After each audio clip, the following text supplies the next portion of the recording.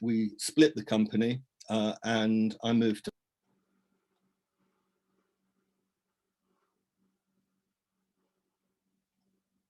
We just lost Nick. I think so. I can't hear Nick at the moment. No, I can't either. I think you might have pressed the leave instead of the continue when the this meeting is recorded button is popping up. I shall continue. It's lucky he had his right hand woman on hand, right? So rural media was set up by Nick, like I said, 30 odd years ago. And more recently, I think it was probably 3-4 years ago now, the charity also then created the production arm as well. And the charity and the productions do two different things. And as Nick was alluding to just then, it hasn't always been easy to fit those two things together. But what we're finding now is an increasing interest in the productions feeding into charity. So one of the big draws, I think, for our partners, which has included Channel 4 and BBC Arts and Hay Festival, Green Dragon, BFI, the list goes on for productions, is the social impact that rural media has and the way that we want to support those people who haven't got platforms to use their voice. So just a bit of an intro into creative and cultural industries. I know I've seen that some of you are probably part of that sector already, so it's great that you're here. Just to give you a bit of a rundown of what's included. So advertising and marketing. Architecture, I think, is sometimes members of the public perhaps don't realise that they are part of that creative and cultural industry. Crafts, which as many of you will know, is a really important part of Herefordshire's cultural scene. Designs, high fashion, design fashion makers as well. Film, TV, radio, photography, which is obviously rural media's bag, as well as IT, software, publishing, and then our MLAs, our museum, library, archives, galleries, and our live performance spaces, our performers themselves, and our visual artists. So it's a huge mixed bag of businesses, of individuals. The UK creative industries are contributing almost £13 million to the UK economy every day. I'm sure you've come across those headlines and those kind of hard-hitting stats recently about just how fast this area is growing across the UK. 2.1 million jobs, 61,000 new jobs in 2019, and a 2.7% in jobs growth. So I think this is an industry that is exponentially growing and one that we should all be interested in. I've just pulled out a quote there about the UK video games industry being worth over £5.5 billion in sales in 2019. And sometimes you might make an assumption that those industries are not here in rural Herefordshire and Worcestershire, but they are. You know, we as rural media work with about 3 video games makers in Herefordshire and Worcestershire and into South Shropshire as well. They're micro businesses, they're small organisations, but they work internationally and they certainly contribute to the sector and the economy.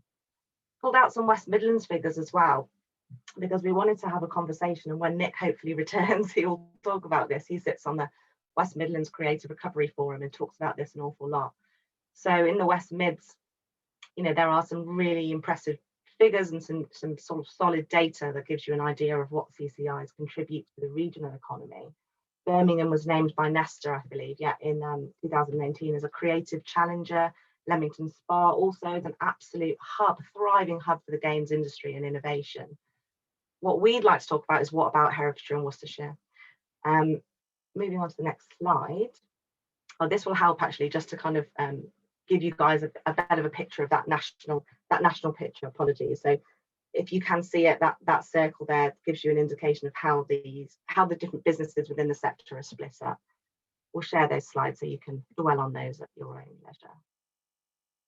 But building a local picture is what we at Rural Media are really keen on and what we're focusing on at the moment. So how significant are the CCIs in Herefordshire and Worcestershire? What are the challenges for growing the sector in Herefordshire and Worcestershire, and what data is out there? We also wanted to think about what the future holds for CCI in Herefordshire and Worcestershire.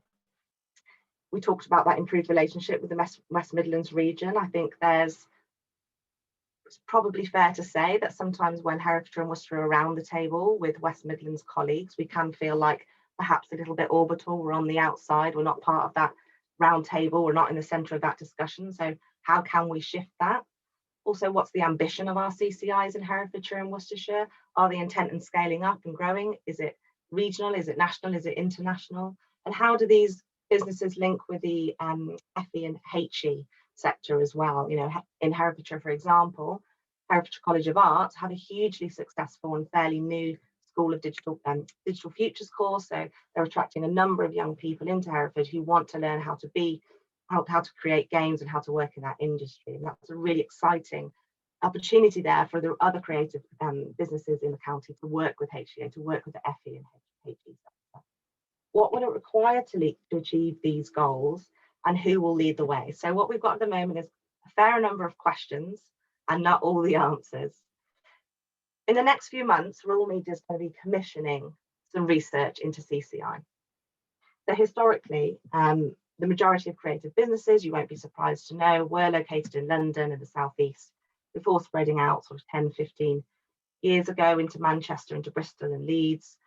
In that same period, we have undoubtedly seen Herefordshire and Worcestershire change. A couple of months ago, a quick look I had at the Business Register and Employment Survey suggested that CI employment growth in Hereford and South Herefordshire from 2010 to 2015 was 5% above the England average, and for Herefordshire as a whole, it was 3% above the English average. And then there is also evidence coming out fairly strongly that COVID-19, as well as all the significant challenges it's bringing for the cultural and creative sector, is in some ways boosting the appeal of this area for young entrepreneurs, especially those who work in the creative digital space. And it totally, there's a lot of young digital creative entrepreneurs that are looking to relocate to rural counties for the quality of life, as long as they've still got that solid connection online. They can do meetings like this from their gorgeous places in Herefordshire and Worcestershire. But it's really important to say that we can't keep making assumptions. We can't keep basing this on anecdotes. So this is why Rural Media is going to commission this small focused piece of work. We're starting in Herefordshire, and it's supported by Herefordshire Council as part of their investment into the Great Place programme. It ended earlier this year, the Great Place programme, which is cultural development work. But our ambition essentially is to scale this piece of work up and make it marches wide. To begin with, however, we are looking at Herefordshire. So we are commissioning an expert to map the sector, to speak to businesses through a survey, carry out desk-based research to build up that local picture, start answering that long list of questions that I've just been through. With the most up-to-date data, our preference is to use platforms such as LinkedIn. I think we recognise that ONS and Brez data may in fact miss some of the startups and some of the smaller businesses and some of the freelancers that we know are out there because we work and connect with them. And then along with that data, kind of an expert data analysis, I think we can confidently begin to understand the economic impact of the creative industries, as well as the scale of them, the reach, the ambition of them. We also hope to measure some of the social impacts.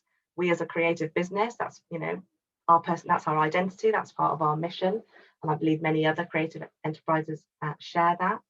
But crucially, we're going to be setting a path for the future. So the research that we commissioned this year will inform action planning for the delivery of the Herefordshire Cultural Strategy, which Nick and I, in our role with the Herefordshire Cultural Partnership, have been involved with. So, of course, it will help the strategy, but it will be made widely available for you and others who may want to access it. So our hope is that you guys here today will support this research, perhaps take part in that survey or share it with the creative businesses and colleagues that you work with. And I'm just going to do a reverse and make a head start on that by getting you a little bit involved now, if that's okay. So wanted to quickly reflect on why we believe that we should all be backing the growth of the creative industries, especially homegrown. In fact, while I'm on that, it's worth mentioning in the research that I've been doing, the desk-based research, it seems to be generally accepted that creative jobs are less likely to be replaced by robots. I think the figure was somewhere in my brain, 87% of creative occupations are at a low or no risk of automation. So that's a scratching of the surface, and it'd be great to go deeper into what that means for Herefordshire and Worcestershire businesses.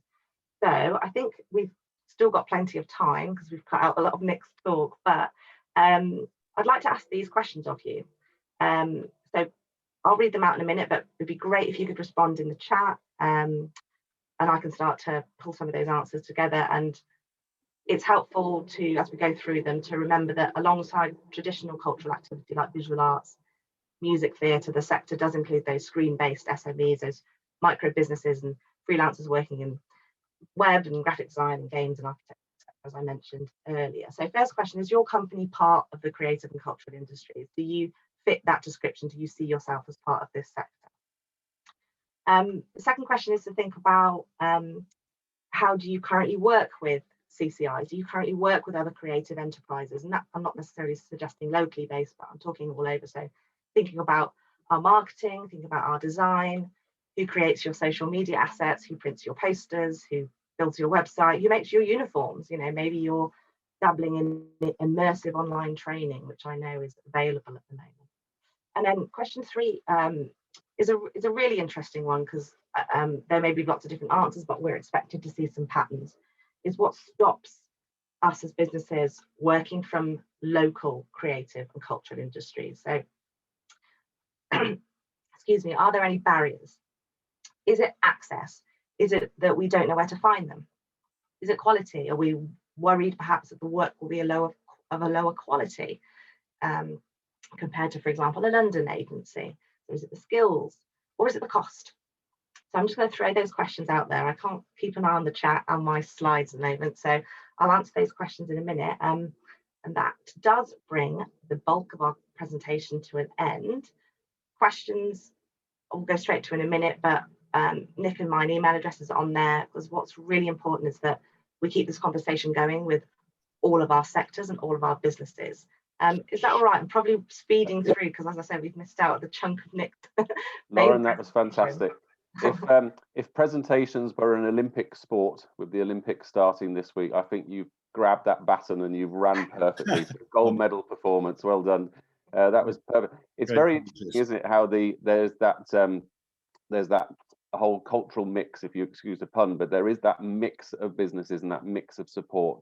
And what I would say, if there's anything the Chamber of Commerce can do in order to get that message as far as the strategy is concerned and the research, then we would be very happy to use our communication channels to help you with that project. And I hope also, obviously we're talking about both counties, and the county towns or cities have both been awarded some funding from the Town Centres Fund, and I hope that the cultural community can benefit from some of that funding, because I think that would be a very good use of funds, and I hope everybody would agree with that. Are there any questions at the moment in terms of Lauren's presentation? Nick's coming back into the mix. Welcome back, Nick. Yes, hi. Huge apologies for that. I'm not sure what happened at all. Don't you worry. It's it's interesting. So we've had John Hesseltine's been kind enough to put some answers into that chat, and what I would say is obviously these slides will be sent out following the event. So please also take the opportunity to get in touch with Lauren and get in touch with Nick with regards to those questions that have been posed, and that would be absolutely ideal. So any questions before I move on? Any comments?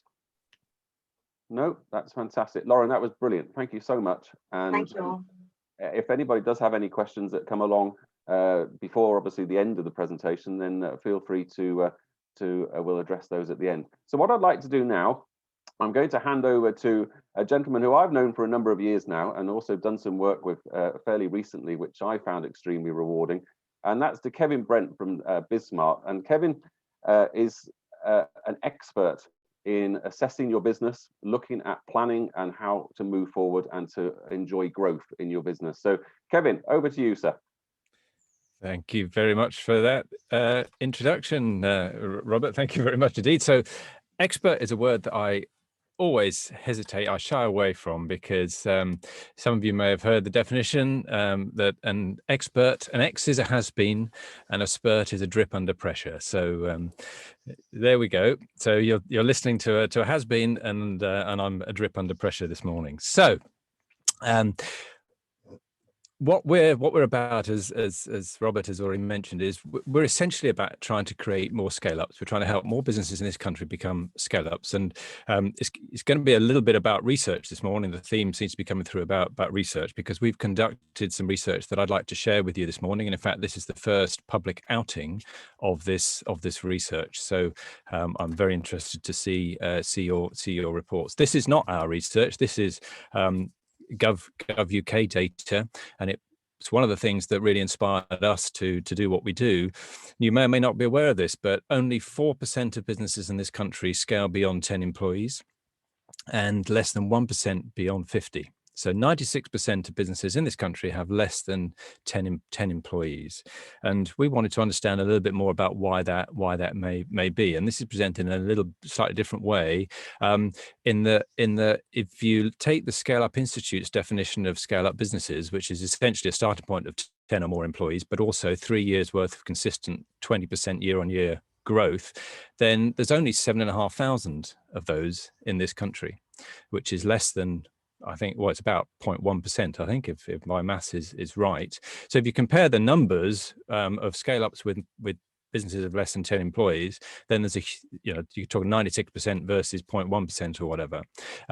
In terms of the proportion of the UK's turnover, then the micros, and I hate that term. It's not my term, but it's a term that the government used to define businesses of less than 10 employees. But let me tell you, if you've built a business with 8 or 9 employees, I don't think you consider yourself to be a micro. But anyway, let's just use their definitions. But they represent 21% of the UK's turnover and 33% of the UK's employment. So a big chunk, but not the 96% in terms of the numbers that they represent. And if you look at the turnover of those very small number of scale-ups, they represent 50% of the contribution to the SME economy. So we wanted to kind of explore some of the reasons why businesses don't get beyond where this dashed line is essentially on this chart. And some of you will have seen this before. Robert's very familiar with it. We talk about the scale up journey, and those of us that are at various stages of it, we probably recognize that actually it's a series of stepping stones. It's not just a straight line growth or a bit of wiggly line growth. It's very much these stepping stones, and we've got to think about getting from one stepping stone to the next. And the numbers on here are in terms of team sizes. Now they might vary a little bit by industry, but typically it's around sizes of teams that work really well together. So that's that 3 to 5 unit is great, an 8 to 12 unit is great. And then as we grow our businesses, these are the stepping stones at which businesses can operate most efficiently. And there's a lot of reasons why businesses might not get beyond the various points, but we wanted to explore some of those. And perhaps one of the first things that that is worth looking at is our optimism. This is one of the things that's come out from that survey. And by the way, we surveyed businesses between about £100,000 turnover and 5 million. That's the main bulk of the businesses that we've researched. 61% of us expect to double our turnover over the next 3 years, essentially, but only 19% of us actually did it in the last 3 years. So, maybe beware of hockey stick forecasts and things like that. But also, and this is an interesting one that we're really hot on, really, is that because of the way as business owners we tend to report our profit and loss, we don't normally put ourselves in as the owners with a full salary. We normally put in the minimum that we need from tax purposes, and even there's no point in paying more tax if we don't need to, but that distorts our P&L because it's going on the balance sheet, not on our profit and loss, which means that actually many of us that think we're making a decent profit are not. And if you take this number, and in fact, what's here is showing that 37% of us are reporting 20% plus net profit. But actually, if we paid ourselves and reported at the correct level of a market rate salary, that would drop to 17%. But actually, there's 32% of businesses that would in fact be recording either a loss or less than 5% net profit if they put themselves in at market rate salary. And of course, that's one of the things that we're kidding ourselves in a way. If we think we're making 20% net profit, we're not going to be focusing too much on necessarily changing our business model to make sure that we do make profits that might allow us to scale a little bit more. So that's one of the things that is worth thinking about. But if we look at the key challenges, so these are reported by those business owners that we surveyed, and these are the top challenges that came out overall. So this is over the whole spectrum. In a moment, I'm going to look at breaking it down at those different stepping stones. But 56% of us said that that's our top challenge, being dragged back into, or one of our top challenges being dragged back into day-to-day operations. These some of it, to a certain extent, some of these will go, well, yeah, we'll definitely identify with these. 48% generating leads of sufficient quality, 42% right staff in place to support that growth, but also 41% getting staff to think and act and take responsibility in the way that we as business owners would really like them to do, and then 35% keeping on track. So these are the top 5 challenges that came out as reported by those business owners. And this is going to look a little bit complicated. And by the way, this is going to be a whiz through, and anybody that would like this data, would like the full report, I'll give the link at the end for you to get that done. But you can see that that the challenges change depending on where you are. So that top left are the 100 to 500,000 pound turnovers, and the top ones there are being dragged back into day-to-day operations, but generating sufficient quality of leads and some financial planning type ones. But they change as we go through. If you look at the 500 to 1 million, then the attracting and hiring enough for the right people comes to the forward. So, but then also getting staff to think and act for themselves and take responsibility in the way that you would comes through. The quality, generating sufficient quantity of leads is still there, but the people issues are coming through as you might expect. And equally, when you look at then the 1 to 3 million and also then the 3 to 5 million, that one about getting staff to think and act for themselves, take responsibility the way you would, remains as the key one. In fact, it gets even higher there. And if you look at all those other ones, then staff is essentially absolutely there, all to do with getting people. The cash challenges are thereabouts, challenge of accessing funding, particularly a little bit later on. But there's also, there's this failing to set out a strong vision and a plan to achieve it makes an appearance in a couple of places as well. So you can see, and in some ways not overly surprising perhaps, but you can see how these the issues, if you like, change as we grow, as eventually we scale up.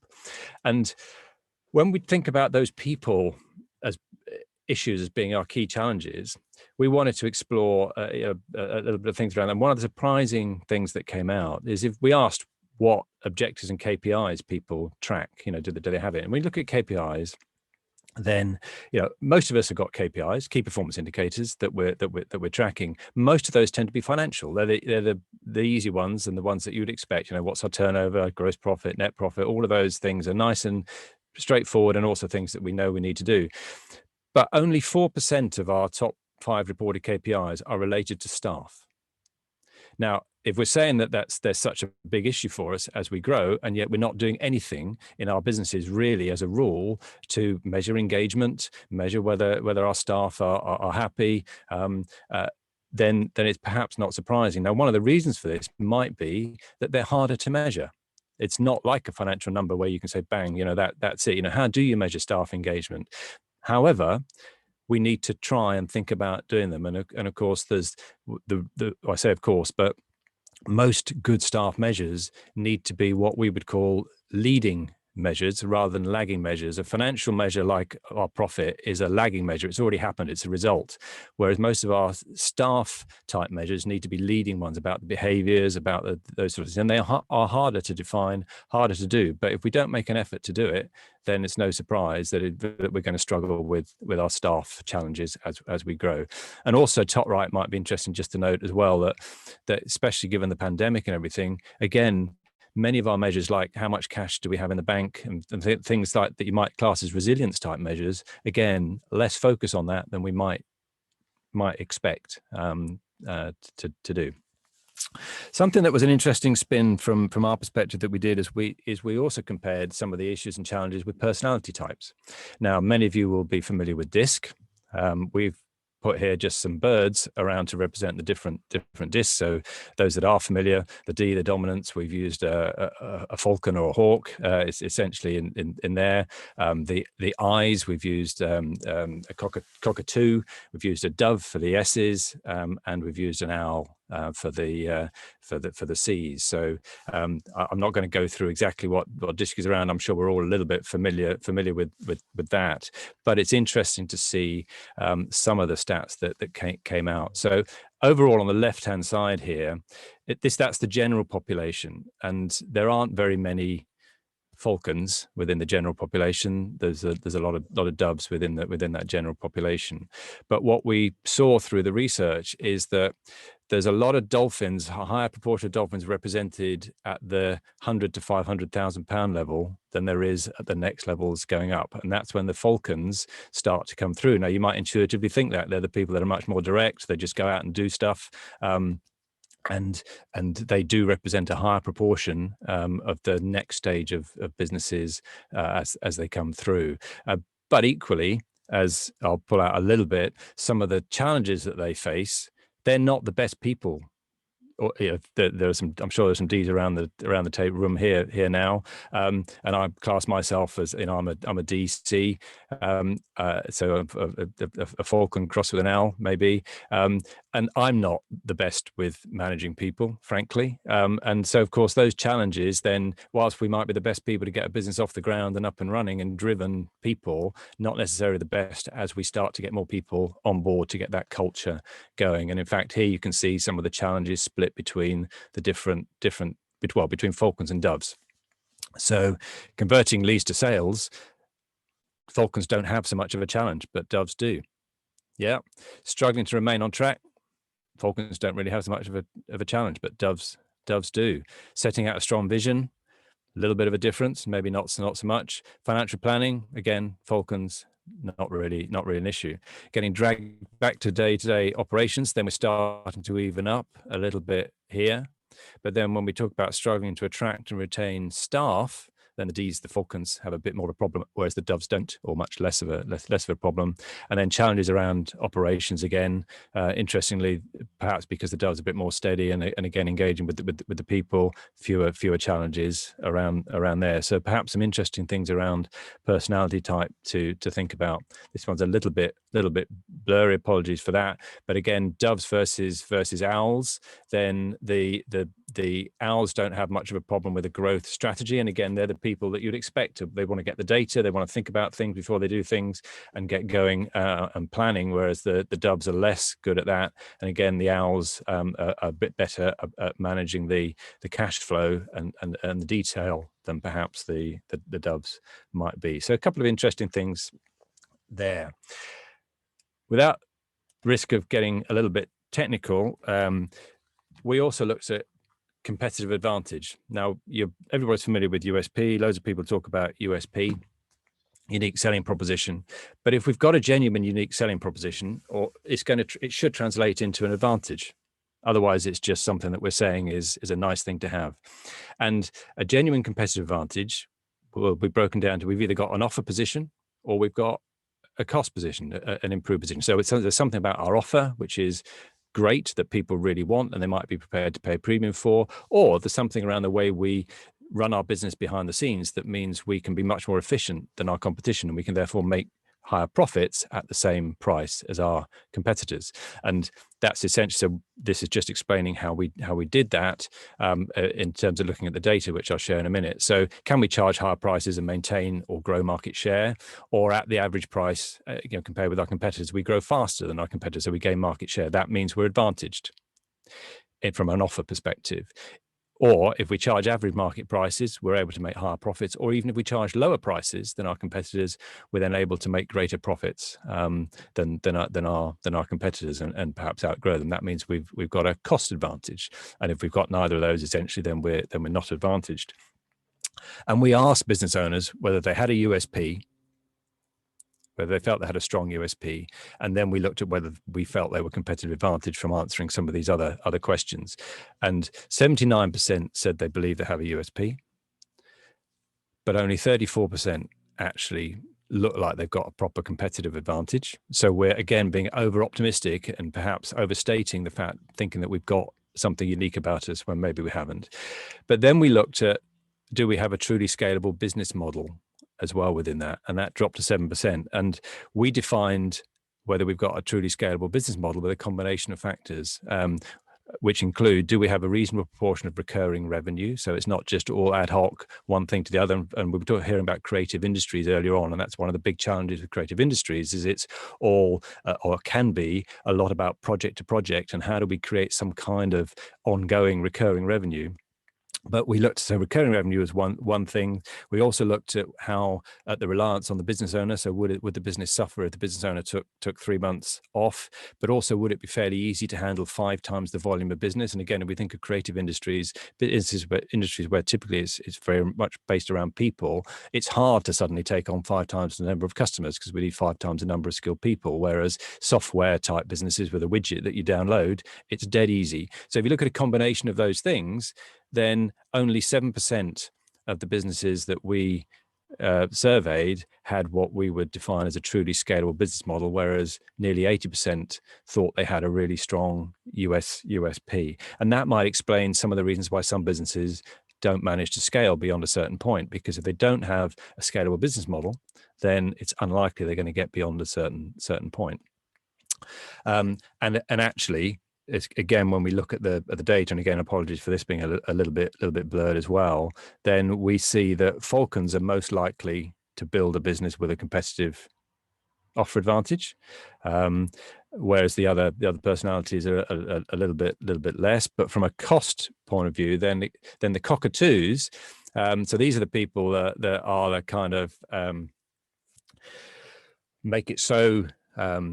Type, the very optimistic type people, then perhaps intuitively we might expect, but they're not the ones to really think about a cost advantage type business. Whereas the doves and the owls are much more likely to have a business where they think that it's based on efficiencies and productivity, perhaps within the business. So that's a really quick run through some of the data. As I've only skimmed some of the data there. We've pulled out 5 key challenges as to what we think are probably explaining some of the reasons why businesses don't scale to those points that I talked about right at the very beginning. The first, of course, is simply desire and confidence. Not everyone wants to do it, and that's absolutely fine. Right, that 96% that don't scale beyond 10 employees, that's never going to be 100%, because not all of us want to do that, and that's absolutely fine. So we've got to have the appetite for it. But there is and also one of the things that came out, particularly in the subjective comments that we asked as well, is that risk appetite. When we start a business, we've got nothing to lose. We might have left the job, or we might just have gone into the business firsthand. But we're starting from nothing. We've got nothing to lose. When you get to a business with 9 or 10 employees, you're probably turning over about £1 million, depending on the industry. And somebody says to you, well, that you've got to invest now, and you've got to take on a load of people to get to 2025. That's really the next step of the business. They're like, whoa, hang on a minute. There's a risk there. I've got a good business now. It's already turning over £1 million. I'm making some money out of it. I'm not sure I'm ready for that next step, which also explains why sometimes the person starting a business is not necessarily the best person to carry it on to really scale it. Now, whether it's, not always at that £1 million level, it could be at another level, but at some point we might lose our risk appetite. But also, some of us don't have the confidence. Do we believe that we can actually take that business further? Do we really have the confidence that we can do it? Because a lot of us get into business, and a lot of us will admit that actually we don't have a full formal business education training. And do we really know how to be a business owner? It's all that what's the name of that syndrome where the imposter syndrome, where you think actually we've got there, but do we really deserve to be here? So there's that aspect of it too.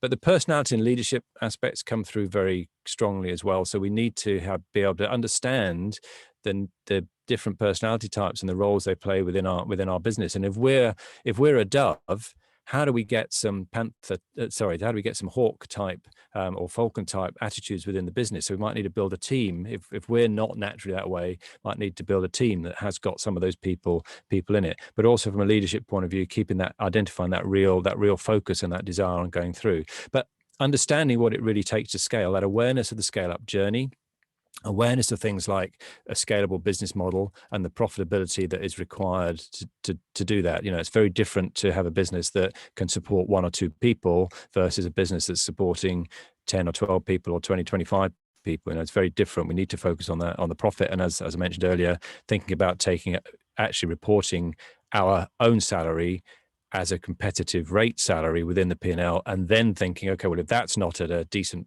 profitability level, we need to move it rather than kidding ourselves that it is profitable. Focusing on culture and team engagement is a really key thing. We want to try and avoid some of those challenges, the big people challenges. We've got to emphasize it. We've got to really focus on it. The metrics are part of that as well, but really focusing on culture and team engagement, but also overcoming that chicken and the egg. If we all had a couple of £1 million before we started our business, we might well go out and hire a team of 5 or 10 or whatever people straight away. We'd be confident to do that, but most of us don't have that. We don't maybe put enough money aside, and we try and make those first couple of steps on limited cash flow as we're trying to prove the business model. So it's that chicken and the egg. It's, if we had the money, then we'd probably be invested back and we'd be able to grow faster. But, how do we get there in that first place? And that's both from the people. If we had a team of 5, we could probably get a lot more done than just the one of us on our own, but we can't afford to have a team of 5 at the minute. So how do we do that? But again, the confidence comes to that, because if you absolutely knew, if you had a crystal ball and you knew that you're on the right path to create a really successful business, you'd put everything you had into it to do it, money and time. But we don't, and some of us have got more confidence than others, and Falcons generally are people with a bit more confidence in their own abilities. And that might again explain why some of them, they come forward a bit more. And then there is that owner's trap about creating a kind of business, which I haven't really mentioned, but it's the kind of business where it's over reliant on us as the business owner. And we need to try and make sure that we create a business that isn't like that. So that is a very quick whiz through. I think there's a couple of minutes time for question. What I might do is put in the chat a link to this page, which will just allow you to then get that full report as a PDF sent through to you. And also I'll put that link in the chat if that's all right, but I'll open the floor to questions. Thank you very much, Kevin. That is brilliant. And I think we've probably all seen 1 or 2 of our own personality traits and perhaps traits of our own businesses in some of that discussion there. And I think also it's when you look at those turnover milestones and how things change as you as a business change, I think everybody will have probably seen examples there of their own business. Interesting about the micro businesses, I think I totally agree with you as far as the perception of those businesses, and actually a huge part of our membership is in that category, which is something that we're very proud of and something that we like to support. And this goes to show how powerful information can be. I think that's definitely the case. We've talked about a number of different surveys on this call, and then equally I've mentioned a couple of other surveys. So information does help us, doesn't it? Ladies and gentlemen, questions for Kevin or for Nick or for Lauren? I'm having a little look around my screen to see if anybody is putting their hand up. Their virtual Ruth, fantastic, thank you. Over to you. Morning. It was less of a question, but more of a comment really, which was, Kevin, thank you very much for that. We've been going through a very similar exercise since last October, and we are a project design and development business for those people that don't know us. And we've grown quite massively over the last couple of years in proportion to the size of our business, but we're kind of sticking around about the 10, give or take kind of mark. So the coaching has been brilliant because every single person in our team matters. And what it enabled us to do was to identify those people that kind of were happy in their job and didn't want to go outside their job, but identify those people that could actually grow into something else. And it kind of gave them the confidence to do that as well. So it was such a brilliant exercise to do. And it's helped us gain a lot of clarity around that. It's helped us scope what kind of person we need in the future, and it's had so many benefits. So I just wanted to share that. Brilliant. Excellent. No, that's fantastic to hear. Great stuff, Ruth, and fantastic achievement, and I wish you luck and moving forward with that. That's fantastic. Any other comments? Lauren, over to you. Hi, just Kevin, it really interesting just to touch on freelancers, if that's, I don't know if how easy the answer is, but a lot of the creative enterprises that are perhaps only 2 or 3 people, not even up to 10 people, will work already really well with a significant number of freelancers. At Rural Media, we have a staff of about 15, and we work with on average about 60 freelancers a year. But I just wondered about how they fit into scale ups. If you are an SME, you're already working with freelancers, but they're not necessarily ever going to be PAYE staff. So how do you guys kind of figure that out? Yeah, it's a really, really interesting point, and of course that's part of the business model. And it may be that from that perspective, outsourcing is the right way to go. And if we include those numbers in terms of the team numbers, then the best way of thinking about it is actually think of them as a team member, because most of the reasons why there are those stepping stones and the challenges that happen is around coordinating communication and getting people to do things in the right way. And it's no less of a challenge because you're outsourcing and using contractors. In fact, in many respects, it's more of a challenge because you can't hold them accountable in quite the same way. Well, it's harder potentially for team meetings and all of that sort of thing. So I don't think it lessens the challenges at all, and certainly a part of those numbers. Thank you.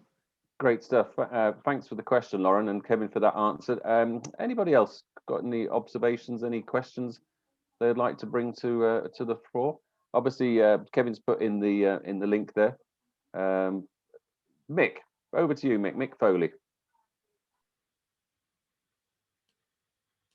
You're just on mute, I think, Mick.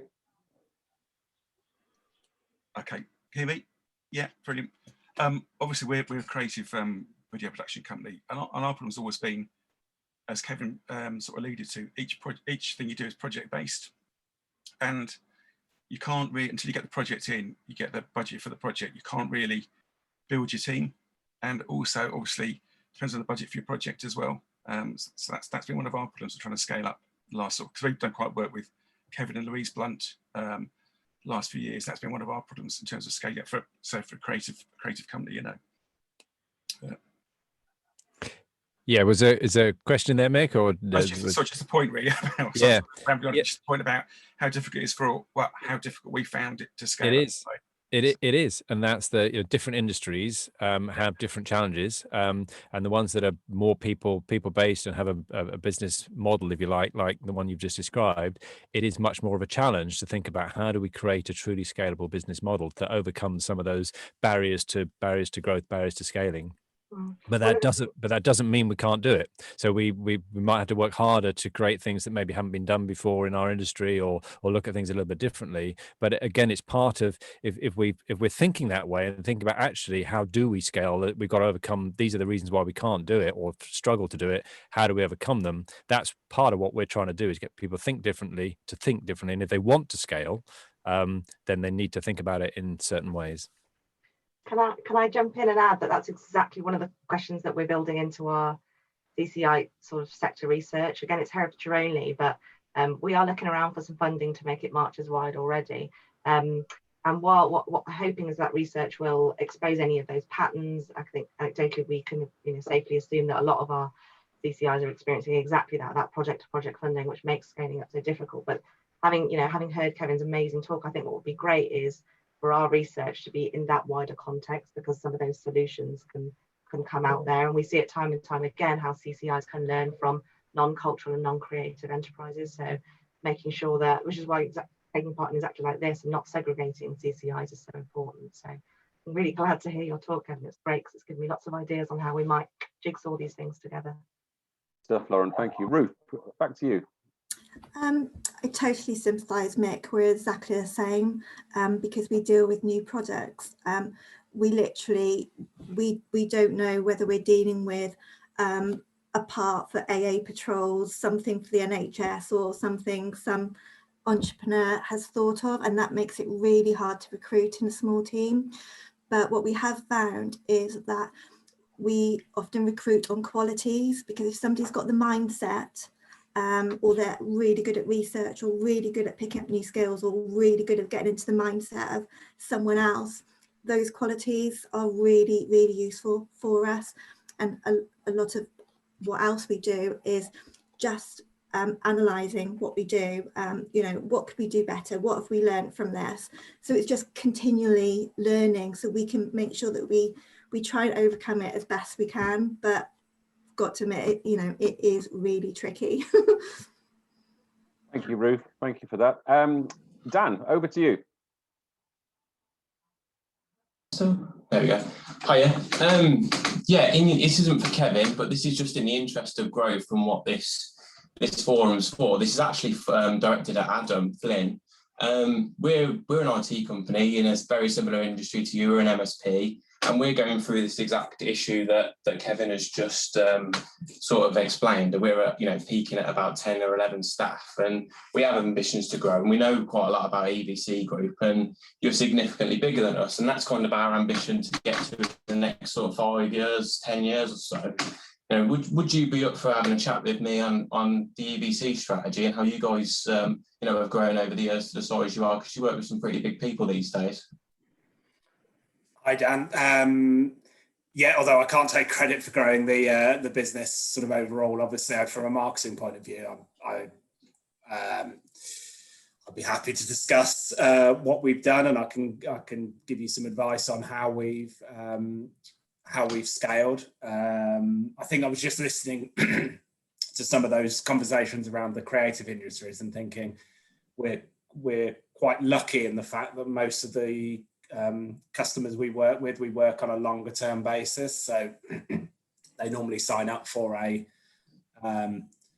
3 to 4 year contract to work with us on one thing that we can then sort of scale up with them as they go. And also as we've moved into more of a cloud model, there's less what we used to find. There was quite a lot of upfront capital costs with people, there might be servers or whatever infrastructure they were buying. Whereas now on a cloud model, we can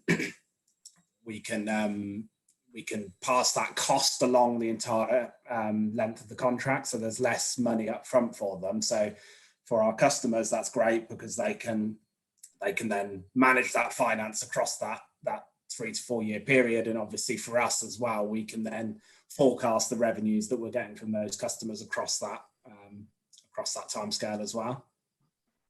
I don't know if that answer helped, but I'd be happy if you drop me, I can put my email in the chat. If you drop me an email, I'll be happy to sort of discuss. But like I say, it's probably slightly outside my remit in terms of the overall strategy, but I could. Yeah, sure. I'll connect with you on LinkedIn, or if you send me your email, that'd be great, and I'll drop you a note.